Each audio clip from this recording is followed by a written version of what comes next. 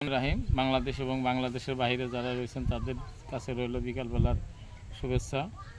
এই মুহূর্তে এসেছি আমার আলোচিত 17 ধরনের সবজির ভিতরে অন্যতম কচু। এই যে কচু লাগিয়েছি, কচুর বৈশাখ মাসে নতুন কচুর লতি এবং ডিমওয়ালা চিংড়ি মাছ দেওয়া যখন রান্না করে খাইতে যে কী মজা হয়, যারা খেয়েছেন তারাই জানেন।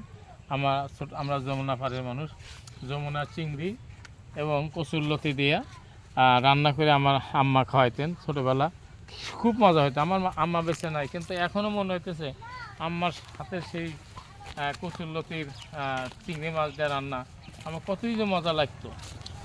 আজকের দিনে এই কথা যদি আমরা বলি, সলবল ছেলে মেয়ে ভাববে যে আপনারা তো চিংড়ি খাওয়া শেষ করে দিয়েছেন, আমরা আর কি এই কচুর লতি খাবো।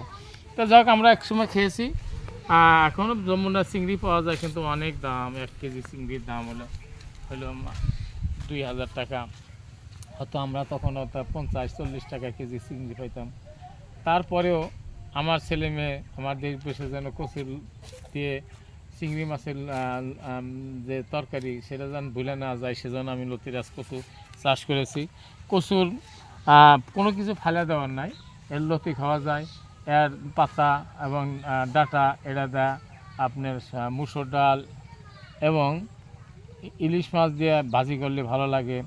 আবার কচুর যে কাঠ আছে, যে গাছ হয় যেটা, সেটা ইলিশ মাছ এবং শুটকি মাছ দিয়ে অনেক ভালো লাগে।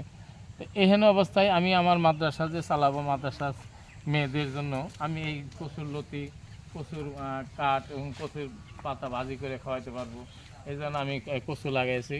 দোয়া করবেন আমার এই সবগুলো সবজির জন্য সফলভাবে হয়, এই দোয়া চেয়ে আমার কথা শেষ। আসসালাম।